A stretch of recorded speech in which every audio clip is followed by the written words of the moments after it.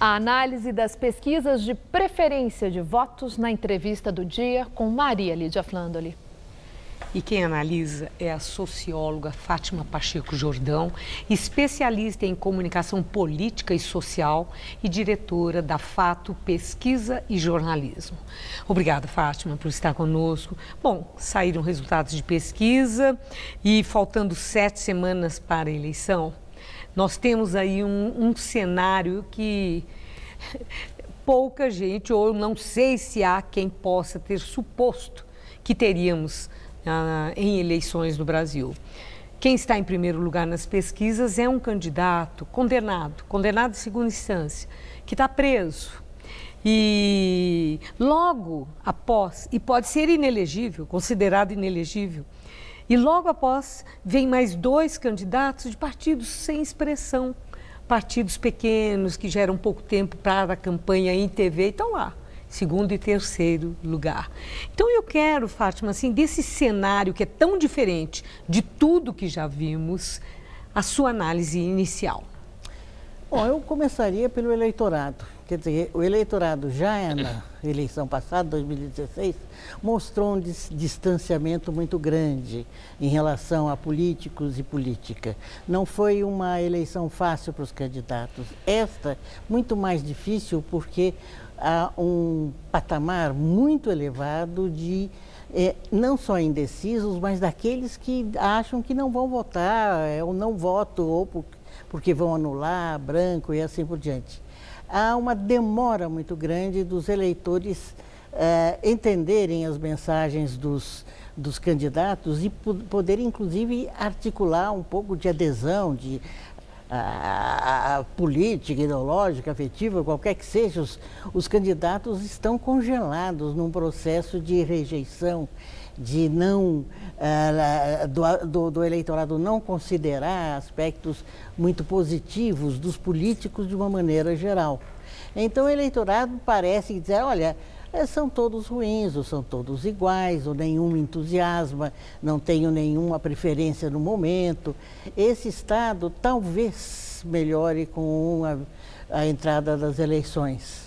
Mas também, de outro lado, não temos as grandes referências políticas, o grande embate, as tensões, a polaridade nestas eleições.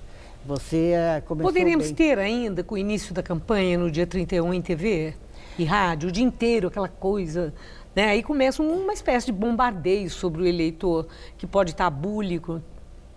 Olha, eu não acredito que seja uma eleição, vamos dizer assim, de grande envolvimento emocional do eleitor, ou envolvimento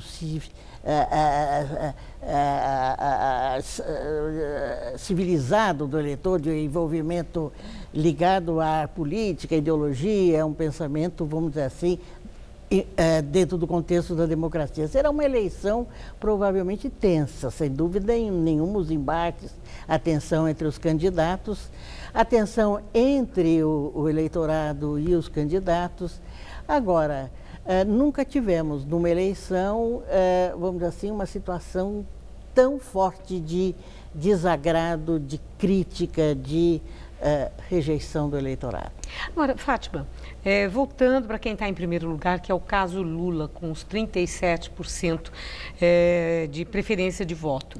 Esse é um resultado decorrente de uma força política do Lula que não se abala com tudo que já aconteceu, com o PT, com ele próprio, com denúncias de escândalos de corrupção, etc., ou é resultado da habilidade que o PT tem para fazer política, a estratégia que decidiu manter o Lula candidato até o último momento legal, e os próprios advogados de Lula, a defesa de Lula, insistindo nos recursos, já sabendo que serão negados, mas isso politicamente tem efeito, reforça que ele possa estar sendo vítima do judiciário.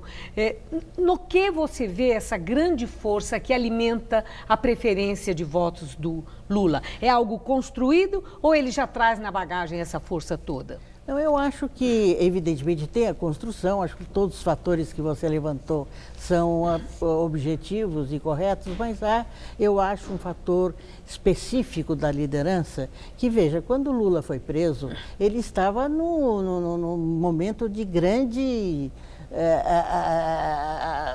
dificuldade em relação à política e ao próprio partido. Ele estava bastante, parecia o ocaso do Lula naquele momento.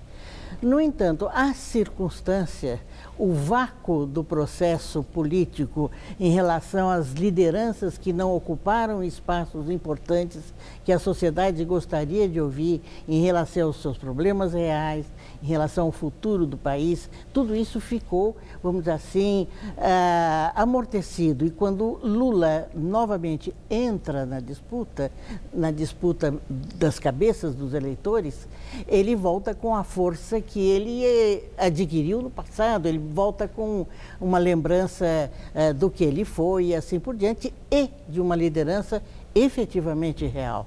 Que político hoje no Brasil consegue mapear um espaço de 40% a 50% quando se pensa em voto de segundo turno nas simulações, nesse momento. Então, ele está ocupando, a meu ver, um vácuo de apatia, um vácuo de ausência das grandes políticas, dos grandes partidos e, obviamente, das grandes, das grandes imagens para o futuro. Há muitas eleições onde se fala em mudança, em renovação, em futuro. Não dá para falar nisso hoje. Agora, e Jair Bolsonaro, né, que é o avesso de tudo que você falou? Não tem história política, não empunha uma bandeira com uma causa, algo que pudesse ter um impacto sobre o eleitor, e está lá com os 20% na preferência de votos, embora com 37% de rejeição. Então, o fenômeno Jair Bolsonaro, o que explica? É um fenômeno típico eleitoral. Trump foi assim. Nós já tivemos no passado, por exemplo, um candidato como Collor, que de repente sintoniza o que ele diz com o que a população ou parte da população quer escutar.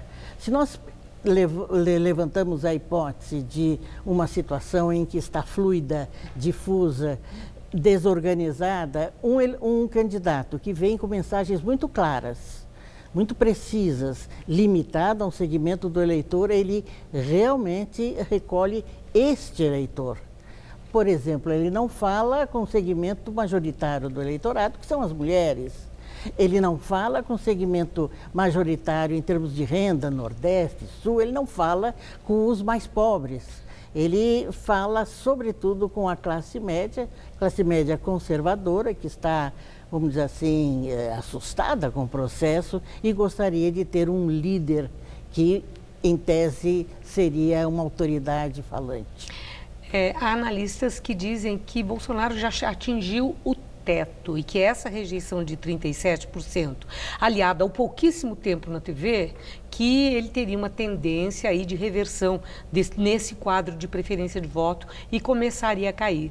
Você vê sustentação nesse argumento? Sim, eu acho que é bastante razoável, eu não vejo uma liquidação dele, eu não vejo eu vejo apenas uma diluição, uma perda de substância, porque ele está e vem estando, e tem estado há muito tempo falando sozinho eleitoralmente. Ele é o candidato que a mídia deu um foco enorme nos últimos tempos, antes do processo eleitoral, pré-eleitoral.